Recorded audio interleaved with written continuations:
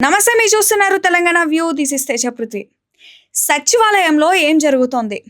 పరిపాలన భవనాన్ని చూస్తే రేవంత్ ఎందుకు భయపడుతున్నారు? గతంలో కేసీఆర్ వాస్తు దోషంతో దూరం అయితే ప్రజాపాలనగా చెప్పుకునే సీఎం రేవంత్ ఇప్పుడు ఎందుకు సెక్రటేరియట్ ముఖం చూడటం లేదు? ఆనాడు చెప్పిందేంటి, ఈనాడు చేస్తుందేంటి? తెలంగాణ తొలి ముఖ్యమంత్రిగా 9.5 సంవత్సరాల పాటు కేసీఆర్ రాష్ట్రాన్ని పాలించారు. అయితే ఆయన సచివాలయానికి వచ్చింది మాత్రం అరుదే. అలా సచివాలయానికి రాకుండా పరిపాలన సాగించిన ముఖ్యమంత్రిగా విపక్షాలు, విశ్లేషకులు విమర్శలకు గురయ్యారు. ఆయన తర్వాత అధికారంలోకి వచ్చిన కాంగ్రెస్ ప్రభుత్వంలో సైతం అదే ధోరణి కనిపిస్తుందని విశ్లేషకులు చెబుతున్నారు.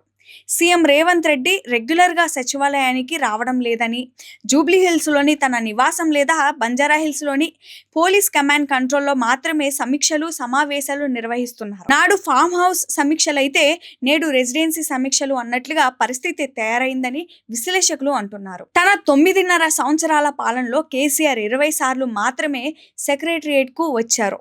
అలాగే పాత సచివాలయం కూల్చివేతను, నూతన సచివాలయం నిర్మించే సమయంలో పనులు పరిశీలించేందుకు వచ్చిపోయేవారు. ప్రజా తీర్పు ప్రకారం 2023 సంవత్సరం డిసెంబర్ నెలలో కాంగ్రెస్ ప్రభుత్వం కొలువుదీరి రేవంత్ రెడ్డి ముఖ్యమంత్రిగా పదవి బాధ్యతలు స్వీకరించారు. కాంగ్రెస్ ప్రభుత్వం అధికారంలోకి రావడంతో తొలి 6 నెలల పాటు సందర్శకులు పెద్ద ఎత్తున సచివాలయానికి వచ్చారు. ఆ తర్వాత సందర్శకులు సంఖ్య క్రమక్రమంగా తగ్గుముఖం పట్టింది. సీఎం రేవంత్ రెడ్డి హైదరాబాద్ లో ఉండి కూడా సచివాలయానికి రాకపోవడం మూలంగా పాలన గాడి తప్పిందనే విమర్శలు ఉన్నాయి.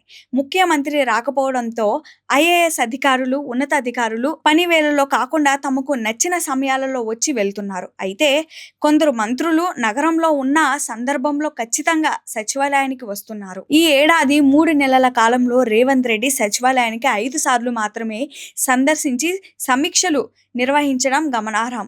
జూబ్లీ హిల్స్ లోని తన నివాసంలో 7 సార్లు ఉన్నతాధికారులు, మంత్రులతో సమీక్షలు నిర్వహించారు.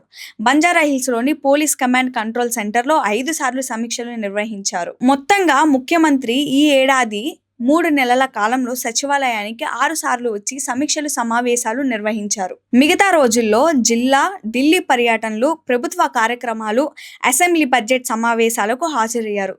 జనవరి 16 నుంచి సింగపూర్, దావోస్లలో పెట్టుబడుల కోసం పర్యటించారు.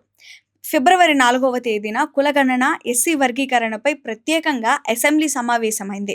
మార్చి 12 నుంచి 27 వరకు అసెంబ్లీ బడ్జెట్ సమావేశాలు జరిగాయి. ముఖ్యమంత్రిగా రేవంత్ రెడ్డి ఎల్బీ స్టేడియంలో ప్రమాణ స్వీకారం చేసిన సమయంలో బేగంపేట్ ప్రగతి భవన్ ముందు మెయిన్ రోడ్డుపై ఉన్న ఇనుప కంచెను బద్దలు కొట్టిన సందర్భాలలో ప్రజలు సంతోషపడ్డారు. కానీ ఆ తర్వాత రేవంత్ రెడ్డి కూడా సచివాలయానికి రెగ్యులర్గా రాకపోవడం చర్చనీయాంశం అవుతోంది. ఒకానొక సందర్భాలలో రేవంత్ కంటే పనులు చేయడంలో కేసీఆర్ బెటర్ అనే గుసగుసలు వినిపిస్తున్నాయి. ఇవి ఇప్పటి వరకు నా అప్డేట్స్. మరిన్ని అప్డేట్స్ కోసం చూస్తూనే ఉండండి తెలంగాణ వ్యూ.